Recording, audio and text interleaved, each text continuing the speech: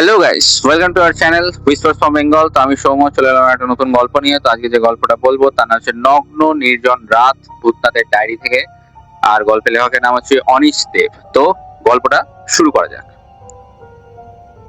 যে আমাকে চিরদিন ভালোবেসেছে, অথচ যার মুখ আমি কোনোদিন দেখিনি। এই গল্প আমি শুনেছি রিঙ্কির কাছে। ডাকনাম রিঙ্কি আর পোশাকি নাম রূপশ্রী। আমার বর্দার মেয়ে সোনালির সঙ্গে রিঙ্কি কলেজে পড়তো। এরকম সবুজ মেয়ে আমি খুব কম দেখেছি। সব সময় টকবক করে ফুটছে। যদি কখনো জিজ্ঞেস করতাম এত এনার্জি তুই পাস কোথা থেকে, তাতে হেসে গড়িয়ে পড়তো মেয়েটা। বলতো মহাকাশ থেকে কাকু, মহাকাশ থেকে। সূর্যের ভিতরে যেমনটা হয় ওর ভেতরেও বোধহয় ক্রমাগত নিউক্লিয় সংযোজন বিক্রিয়া হয়ে টন টন হাইড্রোজেন বদলে যাচ্ছে হিলিয়ামে, আর তৈরি হচ্ছে অফুরন্ত প্রাণ শক্তি। একটা সময় বর্দার সঙ্গে একই বাড়িতে থাকতাম। তখন রিঙ্কি প্রায় আসতো সোনালির কাছে, আর আমার ভূত চর্চার কথা শুনে একদিন এসে ভূতের গল্প শোনার আবদার করতো। ভূত প্রেতের গল্প শুনতে চাইতো। কেন, সেটা আমি প্রথম দিন থেকে বুঝতে পেরেছিলাম। গল্প শেষ হলেই বলে উঠতে, কি দারুণ বোগাস টু স্টোরি। কাকু সত্যি করে বলুন না, মিথ্যেকে সত্যিতে কনভার্ট করার চেষ্টা করে আপনার কি লাভ? এবং তারপর খিলখিল করে হাসি। এইসব হাসি আর গল্পের মাঝেই চলতো সর্ষের তেল দিয়ে মুড়ি, বাদাম, পেঁয়াজ, কাঁচা লঙ্কা মেখে খাওয়া, আর বৌদির তৈরি করে দেওয়া চা। রিঙ্কির সেই বয়সের মুখটা বেশ মনে পড়ে। ফর্সা লম্বাটে মুখ, টানা চোখ, বাঁকানের নিচে একটা বড় তিল, কপালে কালো টিপ, পরনে উজ্জ্বল রঙের ঝলমলে চুড়িদার। আমার বয়সটা যদি বছর 15-16 কম হতো, তাহলে অবশ্যই আমি রিঙ্কির প্রেমিক হতে চাইতাম। ও পাত্তা না দিলেও ওর আশেপাশে ঘুরঘুর করতাম। স্বীকার করতে লজ্জা নেই, সত্যি এরকমটা ভাবতাম। বেশ বুঝতাম রিঙ্কির মধ্যে এমন একটা টান আছে যে যেকোনো পুরুষই ওকে ভালোবাসতে চাইবে। ভূত যে নেই একথা প্রমাণ করতে রিঙ্কি প্রায় মহাতর্ক জুড়ে দিত আমার সঙ্গে। অনেক সময় বৌদি আর সোনালী ওর দলে যোগ দিত। আমি ওকে শুধু বলতাম, রূপশ্রী, যেদিন তোমার হারে হারে অভিজ্ঞতা হবে সেদিন বুঝবে আমার গল্পগুলো বোগাস টু স্টোরি নয়, শুধু ট্রু স্টোরি। সত্যি বয়সের সঙ্গে সঙ্গে আমাদের কত ধ্যান ধারণা বদলে যায়। যাকে চিরকাল নেই বলে ভেবে এসেছি, তাকে আছে বলে মেনে নিই। যেসব ঘটনা একসময় হয় না, হতে পারে না বলে বিশ্বাস করতাম, সময়ের সঙ্গে সঙ্গে সে বিশ্বাস কেমন বদলে যায়। তখন মনে হয় হতেও পারে। কিন্তু আমি কখনোই চাইনি মর্মান্তিক কোনো অভিজ্ঞতার মধ্যে দিয়ে রিঙ্কির বিশ্বাস বদলে যাক। অথচ তাই হয়েছিল। প্রায় 12 বছর পর একটা বিয়ের অনুষ্ঠানে হঠাৎ করে দেখা হয়ে যায় বদলে যাওয়া রিঙ্কিকে। আমি চিনতে পারলাম। ওর টকবগে সবুজের উপরে যেন সন্ধ্যার শান্ত ছায়া নেমে এসেছে। এক পাশে সরে গিয়ে কিছুক্ষণ কথা বলার পর একটু সহজ হয়েছিল রিঙ্কি। নরম গলায় বলেছিল, কাকু, শেষ পর্যন্ত আপনিই জিতলেন। তারপর গল্পটা আমাকে বলতে বলেছিল রিঙ্কি। পুরনো রিঙ্কির ভাষায় বোগাস টু স্টোরি, আর নতুন রিঙ্কির ভাষায় কি জানি। শুরুর কবিতার লাইন দুটো ওর মুখে শোনা। গল্প বলার সময় গুনগুন করে আবৃত্তি করছিল ও। শুনে আমার মনে হয়েছিল গল্পের সব কথা যেন ওই মারাত্মক দুটো লাইনের মধ্যেই বলা হয়ে গেছে। রিমকি আমাকে বলেছিল, আমি বাড়িতে পা দেওয়া মাত্রই একবারে হই হই শুরু হয়ে গেছিল। সুকান্তি একবারে চেঁচিয়ে উঠে, মা মা, মঙ্গল গ্রহ থেকে রূপশ্রী এসেছে, শিগগির নেমে এসো। দোতলা থেকে নামতে নামতে পিসা বলে উঠলেন, রূপশ্রী আবার কে? রূপশ্রী মানে রিঙ্কি। ভুলেও তো আমাদের বাড়িতে আসে না, তাই বললাম মঙ্গল গ্রহ থেকে এসেছে।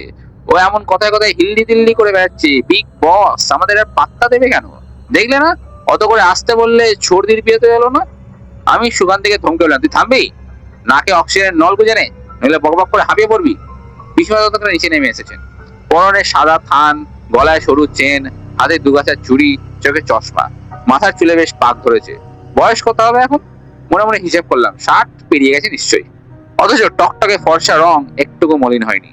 এখনো দারুণ সুন্দরী, ঠিক যেমন দেবী প্রতিমা। শুনেছি পিসেমশাই পিসিমার রূপ দেখে পাগল হয়ে গিয়েছিলেন। সে কথা বুড়ো বয়সে বারবার বলতেন, আর বলতেন পিসিমা আগে চলে গেলে সে কষ্ট তিনি সইতে পারবেন না।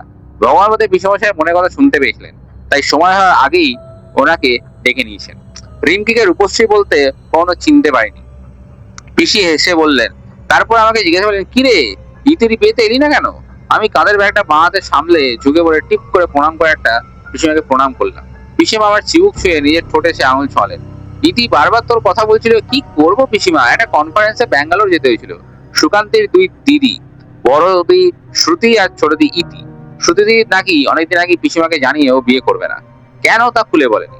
পিসিমাই আমাকে কথা বলেছিলেন। তখন পিসিমার মুখ দেখে আমার মনে হয়েছিল পিসিমা সবই জানেন, কিন্তু আমাকে বলতে চাইছেন না। পরে অবশ্য কানাঘুষে আমি অনেকটাই জেনেছি। ইতি আমার চেয়ে বছর 3 বড়, আর সুকান্তি আমার পিটোপিটি, তাই সুকান্তির সঙ্গে আমার আড্ডা বেশি জমে। পিসিমা সবসময় সবাইকে বলে, রিমকি আর সুকান্তি এক জায়গায় হলেই সেখানে হইচই করে হাট বসে যায়। কি করে যে ওরা এত বকবক করতে পারে সে ওরাই জানে। আমাকে সঙ্গে নিয়ে সুকান্তি আর পিসিমা দোতলায় উঠলো। উঠেই দেখি বাদিকের বড় বেডরুমটায় শ্রুতিদি বিছানায় বসে খবরের কাগজ পড়ছে। দক্ষিণের খোলা জানলা দিয়ে ছুটে আসা এলোমেলো বাতাস খবরের কাগজের পৃষ্ঠাগুলিকে পাগল করে দিচ্ছিল, আর তার সঙ্গে তাল মেরে শ্রুতিদির চুল উঠছিল। শ্রুতিদি কাগজের পৃষ্ঠাগুলোকে সামাল দেওয়ার চেষ্টা করছিল। আমাকে দেখে কাগজ রেখে মুখ তুলে সামান্য হাসলো শ্রুতিদি। কি রে রিমকি, কেমন আছিস? ওকে দেখে মনে হলো ভোরবেলাতেই স্নান সেরে নিয়েছে। শ্রুতিদি পিসিমার মুখ ফেটেছে, ফর্সা রোগা, দেখলে অনেকটা অসুস্থ বলে মনে হয়। আগে এরকম ছিল না।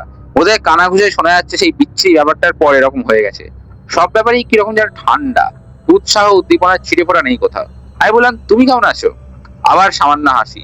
তারপর ইতির বিয়েতে না আসা নিয়ে আর এক প্রশ্ন অনুযোগ।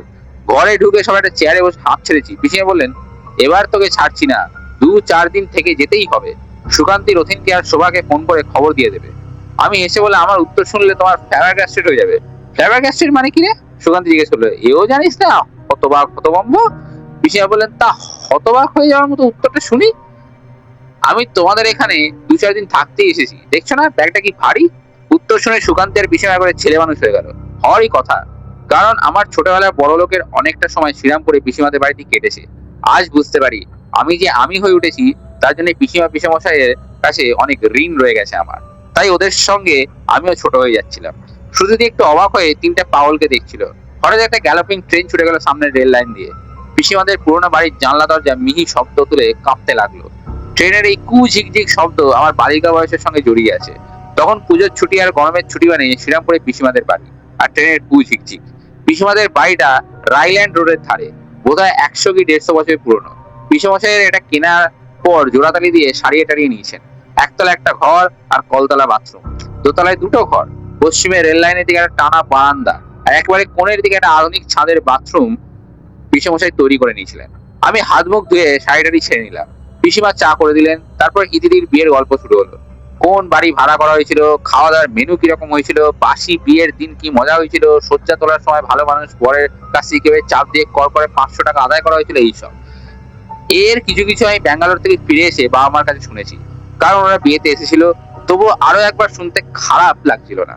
আমাদের কথাবার্তা হাসি ঠাট্টায় শ্রুতিটি ধীরে ধীরে সহজ হয়ে আসছিল। ছোট বোনের বিয়ে নিয়ে নানান কথা বলছিল।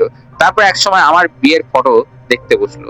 এসেছিলাম সেই সকাল 8টায়, কখন যে বেলা 12টা বেজে গেছে কারোর খেয়াল নেই। পিসিমা একবার সুকান্তিকে বলেছিলেন, তুই আজ অফিসে বেরোবি না। সুকান্তি হেসে উঠে বলে, পাগল হয়েছে মা, একদিন পর রিমকি এসেছে আর আমি অফিস যাবো? প্রণয়কে বলে দেবো, খবর দিয়ে দেবে। আমার যে ছুটি পাওনা আছে তাদের 2-4 দিন ডুব মারাটা কোনো ব্যাপার নয়।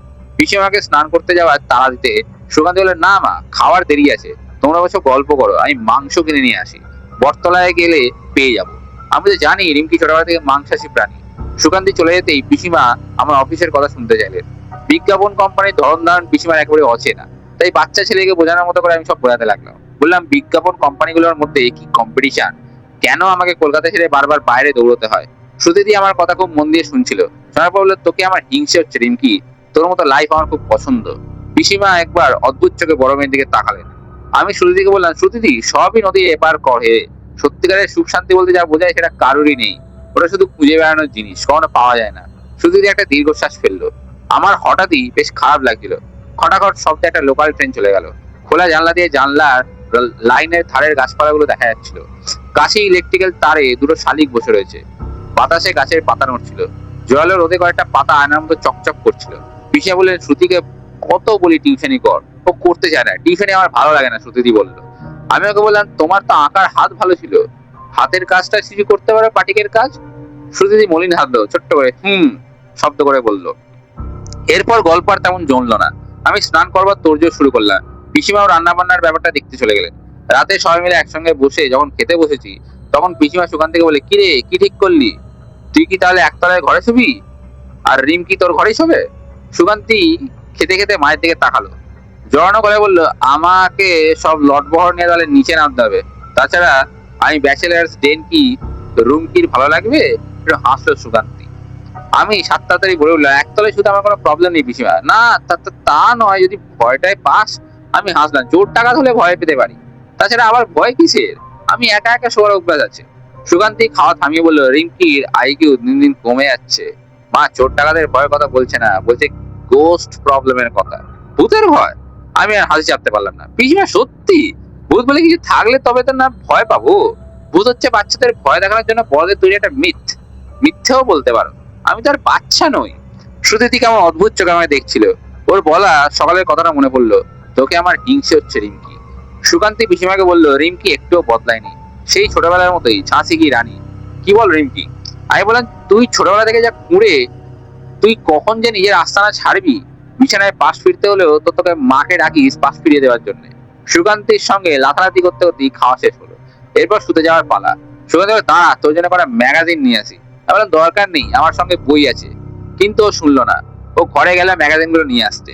দোতলার বড় ঘরটায় পিসিমা শ্রুতিদি শোয়ে, তার পাশের ছোট ঘরটায় সুকান্তি।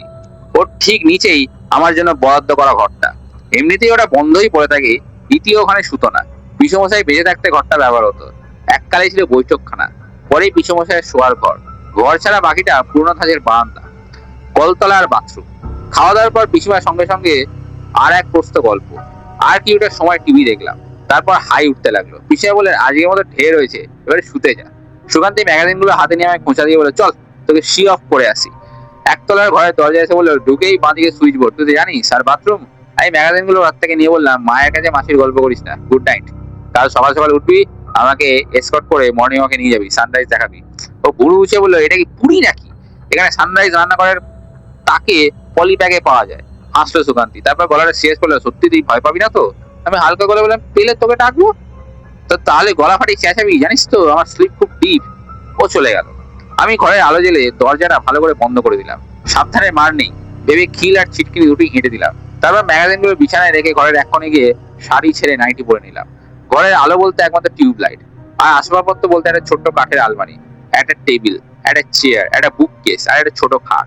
আলমারির মাথায় পুরোনো আমলের টুকিটাকি জিনিস, তার মধ্যে একটা পেতলের দোয়াত আর একটা পেতলের ফুলদানি। তবে এত ময়লা হয়ে গেছে যে পেতলের বলে আর বোঝা যায় না। ঘরে তিনটে জানলা, একটা ভিতরের কলতলার দিকে আর দুটো রেল লাইনের দিকে। তিনটে জানলাতেই শক্তপোক্ত গ্রিল লাগানো। বিছানায় গা ঢেলে দিতেই এক অদ্ভুত তৃপ্তি পেলাম। কেন যেন আমার জন্য পালকের কোল পেতে দিয়েছে, অথচ বিছানাটা নিয়ন্ত্রণ মামুলি। সামান্য আড়মোড়া ভেঙে একটা ফিল্ম ম্যাগাজিন হাতে তুলে নিলাম। ব্যাগে আরভিং ওয়ালডেসের সিন অফ ফিলিপ ফ্লেমিং রয়েছে, কিন্তু সেটা আর বের করতে ইচ্ছে করলো না। রাতে বই পড়া আমার বহুদিনের অভ্যেস, তাই ক্লান্ত লাগলেও ম্যাগাজিনের পাতায় চোখ বোলাতে লাগলাম। বহুদিন সিনেমার খবর নেওয়া হয় না, তাই ম্যাগাজিনটা করতে খারাপ লাগছিল না। মাঝে মাঝে ট্রেন ছুটে যাওয়ার শব্দে মনোযোগ নষ্ট হয়ে যাচ্ছিল। হঠাৎ একটা ট্রেন চলে যাওয়ার পর কি যেন আলতো করে আমার নাম ধরে এলো, রূপশ্রী। আমি চমকে উঠলাম, চোখ ফেলাম দরজার দিকে। দরজায় ছিটকিনি, খিল সব ঠিকঠাকই আছে। সুকান্তি দরজার বাইরে দাঁড়িয়ে আমায় ডাকলো, কিন্তু ডাকটার ধরন তো যেন কেন অদ্ভুত। কে যেন ভীষণ আহ্লাদ করে আমার নামটা উচ্চারণ করছে। বালিশের পাশে রাখা হাত ঘড়ির দিকে তাকালাম। রাত 1টা বাজতে মিনিট 5-7 বাকি। এক সময় সুকান্তি কেন আমাকে ডাকবে, আসবে, নাকি ও ঝাঁসির রানীর সাহস পরীক্ষা করতে দেখতে চান? ম্যাগাজিনটা মাথার কাছে রেখে আমি বিছানা ছেড়ে উঠলাম। একটু সতর্ক হয়ে দরজার কাছে গেলাম। দরজার পাল্লার জোরের কাছে মুখ নিয়ে প্রশ্ন করলাম, কে? সুকান্তি। উত্তরে কোনো সাড়া পেলাম না, তবে মনে হলো যেন কেউ দীর্ঘশ্বাস ফেললো। আবার প্রশ্ন করলাম আমি, কে কে? কোনো উত্তর নেই। পিসিমাদের সদরে গ্রিলের দরজা বসানো, তার ঠিক পরেই একটা ভারী কাঠের দরজা। দরজাগুলোর তালা খিল টিল দিয়ে ঠিকঠাক বন্ধ থাকে। এছাড়া বাইরে থেকে উঠ করলেও ঢুকে পড়ার কোনো পথ নেই। 3তলার ছাদের দরজা তো বরাবর রাতে খিলে এঁটে দেওয়া হয়। সুতরাং কিছুক্ষণ দরজার কাছে দাঁড়িয়ে থাকার পর ভীষণ বোকা বোকা লাগলো। মনে হয় আমার নাম ধরে কেউ ডাকেনি। ম্যাগাজিনের দিকে মনোযোগ থাকায় আমি হয়তো ভুল শুনেছি। সামান্য এই কারণে যদি চেঁচিয়ে বাড়ি মাথায় করি, তাহলে সুকান্তি টিকটিকি দিয়ে আর টিকতে দেবে না। চুপচাপ বিছানায় ফিরে এলাম। ছোট টেবিলটায় জলের জগ আর গ্লাস রাখা ছিল, সেদিকে চোখ পড়তেই পলকের তেষ্টা পেয়ে গেল। বিছানা থেকে নেমে চলে গেলাম টেবিলের কাছে। গ্লাসের জল ঢেলে প্রাণ ভরে তেষ্টা মেটাতে গিয়েও থেমে গেলাম। বেশি জল খাওয়া ঠিক হবে না, কারণ রাতে আবার বাথরুমে বেরোতে চাই না। গলাটা সামান্য ভিজিয়ে নিয়ে আলো নিভিয়ে দিলাম। অন্ধকার ঝাঁপিয়ে পড়লো ঘরের ভিতরে। আন্দাজে ভর করে বিছানায় গিয়ে শুয়ে পড়লাম। বাইরের ঝোপঝাড় থেকে রাত পোকার ডাক কানে আসছিল। চোখটা একটু শুয়ে আসতেই রেল লাইনের দিকে খোলা জানলা দুটোর দিকে নজর পড়লো। ঘরের তুলনায় অন্ধকার সেখানে খানিকটা যেন কম। কালো আকাশ, দু একটা তারা আর গাছগাছালি কয়েকটা ডালপালা অস্পষ্টভাবে দেখা যাচ্ছে।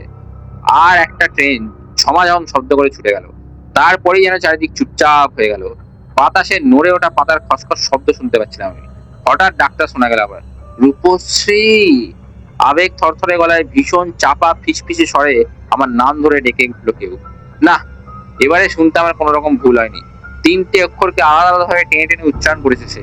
ভালোবাসার জ্বরে বেপতু কোনো রোমান্টিক কণ্ঠস্বর। বিষমশাইয়ের গলা এটা নয়। তাছাড়া তিনি অপঘাতে মারা যাননি যে ভূত প্রেত হয়ে উপসী ভালোবাসা নিয়ে ঘুরে বেড়াবেন। তাহলে এমন করে কে ডাকছে আমায়? আমি বিছানায় কাঠ হয়ে শুয়ে রইলাম, যেন সামান্য নড়াচড়া করলেই অতল খাদে পড়ে যাবে, চিরকালের মতো তলিয়ে যাব। এইভাবে কিছুটা সময় কেটে যাওয়ার পর ভাবতে শুরু করলাম ঘরের আলোটা জ্বেলে দেবো কিনা। কিন্তু বিছানা ছেড়ে উঠতে আমার স্বীকার করতে লজ্জা নেই, বেশ ভয় ভয় করছিল। অথচ আমার মনের একটা অংশ ভেতর থেকে বারবার আমাকে বোঝাতে চেষ্টা করছিল যে ভূত বলে কিছু নেই। যারা ভূতের ভয় পায় ভূতের তাদের দেখা দেয়। কিন্তু আমার মনের বাকি অংশতে কিছুতেই সেসব যুক্তি মানতে চাইছিল না। ঠিক তখনই খুট করে একটা শব্দ হলো, যেন কেউ ঘরের দরজা খুললো। অন্ধকারে বাইরে থেকে ছুটে আসা বাতাসের ঝাপটাও টের পেলাম আমি। অথচ একটু আগেই দেখেছি দরজায় খিল চিটকিনি ভালো করেই আঁটা রয়েছে। আমি শুয়ে শুয়েই ঘামতে শুরু করলাম, অথচ মাথার উপরে সিলিং পাখা একই তালে ঘুরে চলেছে। এরপর আমি কি অজ্ঞান হয়ে যাব? দরজার শব্দ হলো আবার, তারপর অতি সাবধানে খিল লাগানোর শব্দ, চিটকিনি আটার শব্দ। তার মানে কেউ কি ঘরে ঢুকে ভেতর থেকে দরজাটা আবার বন্ধ করছে? অসম্ভব। নিজেকে বারবার বললাম এই সময় মাথা ঠান্ডা রাখা দরকার। অযথা ভয় পাওয়ার কোনো মানে হয় না, কারণ ভূত প্রেত বলে কিছু নেই, কিচ্ছু নেই। যুক্তি দিয়ে সবাই বুঝতে পারছিলাম, অথচ ভীষণ ভয় করছিল। আমি খুব কাছে কি যেন নিঃশ্বাসে ফেললো। তারপর পা ফেলে হেঁটে বেড়ানো অস্পষ্ট শব্দ পেলাম। আমার চোখ খুব একটা কাজ করছিল না, তবে নাক আর কান দ্বিগুণ সজাগ ছিল। হয়তো সেটা নিয়ে আমি পারফিউমের হালকা গন্ধটা টের পেলাম। এই পারফিউম আমি ব্যবহার করি না, কিন্তু কেন জানি না মনে হলো এটা পুরুষদের পারফিউম। আর গন্ধটা আমাকে যেন টানছিল, নেশা ধরিয়ে দিচ্ছিল। ঠিক তখনই একটা জমাট ছায়া জানলার চৌকো ফ্রেমে দেখতে পেলাম, তবে মাত্র এক পলকের জন্য। তারপর ওটা আলমারির দিকে সরে গেল। এবার আমি চিৎকার করতে চাইলাম, কিন্তু ভোকাল কর্ডে স্ট্রাইক করতে বসলো। আশ্চর্য, যখন আমি চিৎকার করতে পারতাম তখন লজ্জায় সংকোচে চিৎকার করতে চাইনি, আর এখন প্রাণপণে চিৎকার করতে চাইছি, অথচ পারছি না। হঠাৎই মনে হলো আর বিছানার খুব কাছে কেউ একটা এসে দাঁড়িয়েছে, ঝুঁকে পড়েছে আমার শরীরের উপরে। পারফিউম ছাড়া আমি যেন একটা উগ্র পুরুষালী গন্ধ পাচ্ছি।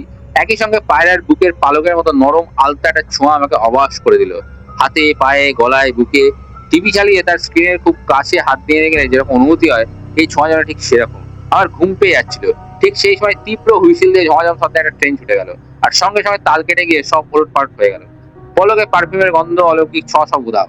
আমার ঘুমের ঘোরও কেটে গেল। গলা পর্যন্ত যে ভয় উছলে উঠেছিল সেটা থার্মোমিটার পাওয়ার মতো দ্রুত নামতে লাগলো। প্রচন্ড এক চেষ্টায় বিছানা ছেড়ে লাফিয়ে উঠলাম আমি। হাত বাড়িয়ে এক ঝটকা আলোর সুইচ জ্বেলে ফেললাম। ঘরে কেউ নেই। ঘরটা যেন যেমনটাই ছিল ঠিক তেমনটাই আছে। হঠাৎই আমার চোখ গেল ঘরের দরজার দিকে। দরজার খিড়কিলি দুটোই খোলা। দরজার পাল্লা দুটো ইঞ্চি দিয়ে ফাঁক হয়ে আছে। তাহলে কি ঘরে চোর ঢুকেছিল? কিন্তু বাইরে থেকে তো খিড়কিনি খোলা অসম্ভব। দরজা আবার ভালো করে বন্ধ করে দিল। খিড়কিনি এঁটে দিলাম। পাল্লা দুটো বার দিয়ে টেনে টুনে দেখলাম ঠিক আছে কিনা। তারপর বিছানায় ফিরে এলাম। ঘড়ির দিকে তাকিয়ে দেখি রাত 3:15। শরীর আর বইছিল না। আলো জ্বেলে রেখেই শুয়ে পড়লাম, কারণ আলো নিভিয়ে দিলেই আমার আর কিছু ঘুম আসবে না। দুম দুম করে দরজায় একটু ধাক্কা দিচ্ছিল। ধর্মা করে বিছানায় উঠে বসলাম। হাত ঘড়ির দিকে তাকালাম, 9টা বাজতে 10 মিনিট বাকি। অথচ জানলার দিকে তাকিয়ে বোঝা ছিল বেলা অনেক হয়ে গেছে। দরজায় আবার ধাক্কা বললো। সেই সঙ্গে সুকান্তি আমার নাম ধরে ছিল, রিঙ্কি রিঙ্কি, ওঠ ওঠ, 9টা বাজে। তুই বলে মর্নিং ওয়াকে যাবি, সানরাইজ দেখবি। আমি সারা দিলাম খুলছি খুলছি। 1 মিনিট। 1 মিনিটের কম সময় পোশাক পাল্টে টুথপেস্ট লাগিয়ে দরজা খুলে দিলাম। কাল রাতে ভালো করে ঘুমোতে পারিসনি? আমি জড়া বললাম না। তখনই ও দরজার কাছে জ্বলন্ত টিউব লাইটটা দেখতে পেলো। কিরে, সারা রাত আলো জ্বেলে ঘুমিয়েছিলে নাকি? হ্যাঁ। আলো পাকা অফ করে দে। আমি হাত মুখ দিয়ে উপরে যাচ্ছি, গিয়ে সব বলছি। পিসিমাকে বল চা করতে। ওপরে গিয়ে চায়ের কাপে প্রথম চুমুক দিয়ে আমি বললাম, পিসিমা কিছু মাইন্ড করো না, তোমাদের ওই একতলা ঘরটা কিন্তু হন্টেড। হন্টেড মানে ঠিক কি বলতে চাইছি? সুকান্তি জিজ্ঞেস করলো। আমি চায়ের কাপে আর একটা লম্বা চুমুক দিয়ে নির্বিকার হয়ে বললাম, হন্টেড মানে হন্টেড। ওই ঘরটায় ভূতের উপদ্রব আছে। আমাকে আগে বলিসনি কেন? কিছুক্ষণ সবাই চুপচাপ। পিসিমা, শ্রুতিদি, সুকান্তি সবাই বেশ ফ্যাল ফ্যাল চোখে আমার দিকে তাকিয়ে রইল। পিসিমা আর শ্রুতিদি তো মনে হয় আমার কথায় বেশ ভয় পেয়ে গেছে, আর সুকান্তি আমায় খুঁটিয়ে লক্ষ্য করছিল। বুঝতে চাইছিল আমি সত্যি সত্যি ভূতের কথা বলছি নাকি ঠাট্টা করছি। কিছুক্ষণ পর সুকান্তি মুখ নিচু করে মিনমিন করলো, না মানে ভাবিনি যে এরকমও ওই ঘরটার প্রবলেম হতে পারে। মুখ তুলে পিসিমার দিকে তাকালো। মা, তুমি তো জানো সর্দির বন্ধু ঈশিতা তো এসে ওই রাতে ঘরে ছিল, তখন তো কিছু হয়নি। তারপর লোকে বললাম শ্রুতিদির জ্বর শক্ত হয়ে গেছে, আর পিসিমা কেমন যেন অস্বস্তি পেয়ে এক মুখে এর ওর দিকে চাইছে। সুকান্তি আমার কাছে ঢুকে এসে জানতে গেল, তুই ঠিক কি দেখেছিস বলতো? কি হয়েছে কাল রাতে? কি আবার হবে, একটা লোক ঢুকে পড়েছিল আমার ঘরের ভেতরে, অথচ রাত্রে শোয়ার আগে কিল ছিটকে ঠিক মতো এঁটে দিয়েছিলাম। আমি চা খেতে খেতে পুরো ঘটনাটা খুলে বললাম। জানলা দিয়ে রোদ ঝলমলে দিন দেখা যাচ্ছে। চারপাশে কোথাও অশরীরী অলৌকিক ছায়া মাত্র নেই। এই পরিবেশে কাল রাতের ব্যবসা বলে বলতে গিয়ে আমার হাসি পেয়ে যাচ্ছিল। মনে হলো এমন তো নয় যে বাইরে থেকে কায়দা করে একতলার ঘরটার খিল ছিটনি খোলা যায়। তাহলে কোনো বদমাস লোক চুরি বা অন্য কোনো বদমতলবে বাইরে থেকে খিড়কিনি খুলে মাঝরাতে ঘরে ঢুকে পড়েছে। তারপর ট্রেনের আওয়াজে আমার ঘুম ভেঙে যাবে ভেবে পালিয়েছে। সে কথাই সুকান্তিকে বললাম। সুকান্তি মানতে চাইল না, বলে না রে, ব্যাপারটা তো সহজ নয়, ঘরটা বোধহয় সত্যি সত্যি হন্টেড। তোর আগে এরকম আরো দু একটা কেস হয়েছে। কিরকম শুনি? এবার পিসিমা বললেন, জয়তিকে তুই চিনবি না, আমার ননদের বড় মেয়ে। বছর 5 আগে ও ওয়ালস হসপিটালে ওরা এক আত্মীয়কে দেখতে ছিল। কি একটা অ্যাক্সিডেন্ট হয়েছিল যেন। তখন ও আমাদের বাড়িতে এসে থেকেছিল। রাতে নিচের ওই ঘরটায় শুয়েছিল। ও কিন্তু ভীষণ ভয় পেয়েছিল। কি দেখেছিল রাতে আমার খুব জানতে ইচ্ছে করছিল। পিসিমা শাড়ি আসলে চোখ মুছলেন, তারপর বললেন, দাঁড়া, হাতটা একবার দেখে আসি, আঁচটা কমিয়ে দিয়ে আসি। পিসিমা উঠে রান্নাঘরের দিকে চলে গেল। একটু পরেই ফিরে এসে বলতে শুরু করলেন, রাত কত হয়েছিল জয়তির খেয়াল নেই, তবে খুব গভীর রাতে নিশ্চয়ই। হঠাৎই ও দেখলো রেল লাইনের দিকে একটা জানলার গ্রিলের বাইরে একটা ছায়া চুপচাপ দাঁড়িয়ে যেন ওকে লক্ষ্য করছে। জয়তি প্রথমটাই ভেবেছিল চোর ছাচর হবে। ওই চিৎকার করতে যাবে, ঠিক তখনই তাকে ছায়াটা গ্রিলতে ভেদ করে ঘরের মধ্যে ঢুকে পড়লো, ঠিক একতাল মাখনের মতো। জয়তি আর চিৎকার করতে পারলো না। ও কাঠ হয়ে শুয়ে ছায়াটাকে লক্ষ্য করতে চেষ্টা করলো। তখন শুক্লপক্ষ ছিল, সে আবজা হলেও লোকটাকে দেখতে পাচ্ছিল জয়তি। লোকটার বিছানার ধার ঘেঁষে পায়চারি করছিল। জয়তি নিঃশ্বাসের শব্দ পেয়েছিল, একটা সেন্টের গন্ধ পেয়েছিল। তারপর তারপর সুকান্তি আচমকা উঠে দাঁড়ালো, বলে, মা, আমি একটু বাজারে বেরোচ্ছি। আচ্ছা, কাঁচা লঙ্কা কি ফুরিয়ে গেছে না আছে? 100 নিয়ে আসিস। সুকান্তি একটা গানের কলি ভাবতে বেরিয়ে গেল। আমি পিছনে দিকে তাকে অপেক্ষা করতে লাগলো। সুকান্তির সামনে পরের কথাগুলো বলতে অসুবিধা হতো। পিছিয়ে বলে, ও অবশ্য জানে, তাই আমার অসুবিধাটা বুঝতে পেরে চলে গেল। তোরা মেয়ে, তোদের সামনে বলা যায়। এরপর লোকটা জয়তির গালে হাত দিয়েছিল। ওর ওর এত ভালো লেগেছিল যে ও মুখ পুড়ে বারণ করতে পারেনি। পিছুয়া চোখ নামালেন, ওর মুখে লালচে ভাব ফুটছে। সুতিদির দেখলাম কানটা লাল হয়ে গেছে। অনধিকারী ভালোবাসার তৃপ্তি পাওয়া নিশ্চয়ই অন্যায়, কিন্তু শরীরে যে সবসময় মনের কথা মানতে চায় না। এইসব করতে করতে লোকটা বিড়বিড় করে কবিতার মতো কি একটা আবৃত্তি করছিল। জয়তি 2-4টে লাইন মনে করে আমাকে বলেছিল, আর আমার ঠিক মনে পড়ছে না। শুরুটা এরকম ছিল, যে আমাকে চিরদিন, তারপর কি যেন। সুদিতি হঠাৎ বলে উঠলো, যে আমাকে চিরদিন ভালোবেসেছে অথচ যার মুখ আমি কোনোদিন দেখিনি, সেই নারীর মতো। তারপর খানিকটা ঝাপসা হয়ে পড়ছে না। তারপর আবার, আমার বিলুপ্ত হৃদয়, আমার মৃত চোখ, আমার বিলীন স্বপ্ন আকাঙ্ক্ষা, আর তুমি নারী, এইসব ছিল সেই জগতে একদিন। আমি অবাক হয়ে সুদিদিকে দেখছিলাম। ও থামতেই বলে উঠলো, নামটা তোমার শ্রুতির বদলে শ্রুতিধর হলে মানানসই হতো। শ্রুতি হাসলো। পিসিমা আমার বলতে শুরু করলো, তারপর ছায়াটা আলমারির কাছে যায়, সেখানে কিছুক্ষণ দাঁড়িয়ে কিছু করতে থাকে। তারপর চলে আসে টেবিলের কাছে, সেখানে ঝুঁকে পড়ে খানিক সময় কাটিয়ে দেয়। জয়তী ভেবেছিল লোকটা বোধহয় টেবিলের ড্রয়ারটা খোলার চেষ্টা করছে।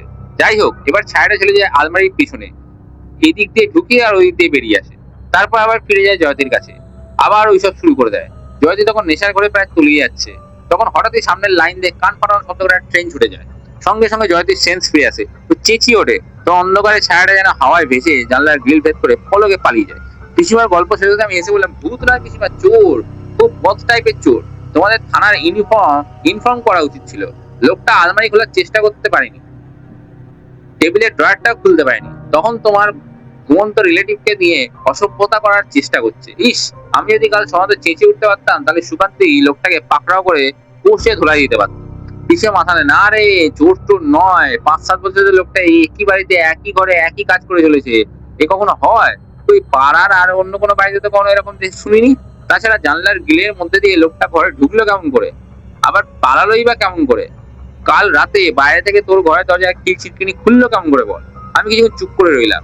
তারপর জেদি গলায় বললাম, তুমি যে এত জোর গলায় বলছো, তুমি নিজে কোনো ভূতটাকে চোখে দেখেছো? পিছিয়ে পলকে কেমন উদাস হয়ে গেল। খোলা জানলা দিয়ে বাইরের দিকে চোখ রাখলেন কিছু। তারপর আমার দিকে তাকিয়ে কেমন একটা অদ্ভুত বলে, না, আমি দেখিনি। প্রথমবার এরকম ঘটনা শোনার পর আমি একা একা ওই ঘরে অনেক রাত কাটিয়েছি, কিন্তু কেউ আসেনি।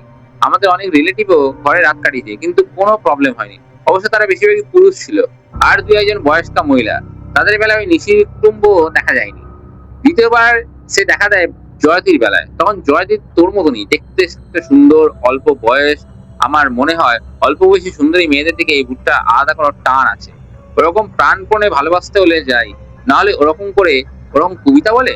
আমি ঠোঁট চিপে চোখ কপালে তুলে কিছু চিন্তা করলাম, তারপর মাথা নেড়ে বললাম, তুমি যতই বলো পিসিমা, আমি ঠিক করে ফুললি কনভিন্স হতে পারছি না। এরপর শ্রুতিদির জবাব দিল, তুই তখন থেকে এরকম জেদ ধরে আছিস কেন রিমকি? শুরুতে তুই তো বললি ঘরটা হন্টেড। তাছাড়া মা যে এই যে বললো ছায়াটা আলমারির পিছনে ঢুকে গেল, এদিক দিয়ে ঢুকে আর ওদিক দিয়ে বেরিয়ে গেল, এটা কি কোনো মানুষের পক্ষে ইম্পসিবল নয়? কেন ইম্পসিবল নয়? আলমারির পিছনে তো দেওয়াল, সেখানে 2 ইঞ্চির ফাঁক নেই, তাহলে তো একটা গোটা মানুষ ঢুকবে কেমন করে? আমি দমে গেলাম। শ্রুতিদি বলে বললো, তোকে তো লোকটা টাচ করেছিল, ওটা কোনো মানুষের ছোঁয়া? তুই বল, তখন তোর মন শরীর অবশ্যই যায়নি? এটি চুপ করে থেকে সুদিতি আমার নিচু গলায় বলে, ভাগ্যিস ট্রেনটা এসে গেছিল, নইলে আরো বাজে কিছু হতে পারতো।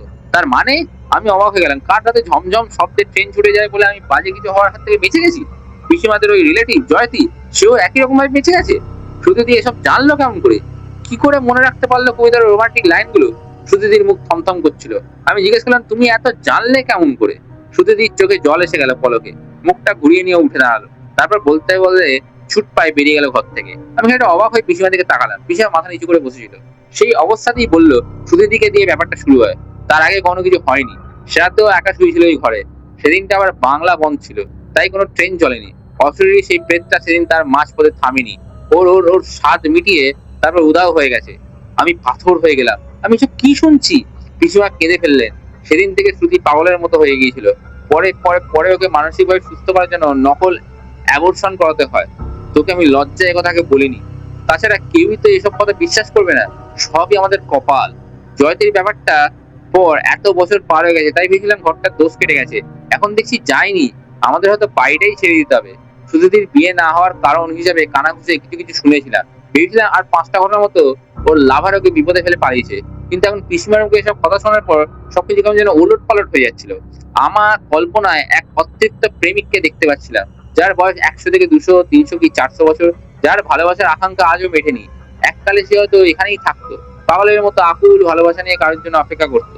আমি চোখ বুজে ফেললাম। পায়রার বুকের নরম পালক আমার শরীরে বিলি কাটতে লাগলো।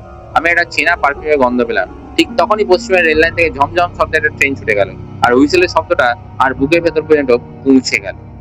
তো গাইস, গল্পটা এই পর্যন্তই। যদি গল্পটা ভালো লেগে থাকে তাহলে প্লিজ লাইক করবেন, কমেন্ট করবেন, শেয়ার করবেন। আর হ্যাঁ, আপনার যদি কোনো গল্প ভালো থাকে তাহলে সেটা আমাদের কমেন্ট সেকশনেতে জানাতে পারেন, তাহলে আমরা নেক্সট ভিডিওতে সেটা বলতে পারি আপনাদের সামনে। তো দেখা হচ্ছে নতুন ভিডিওতে। ততক্ষণের জন্য গুড বাই।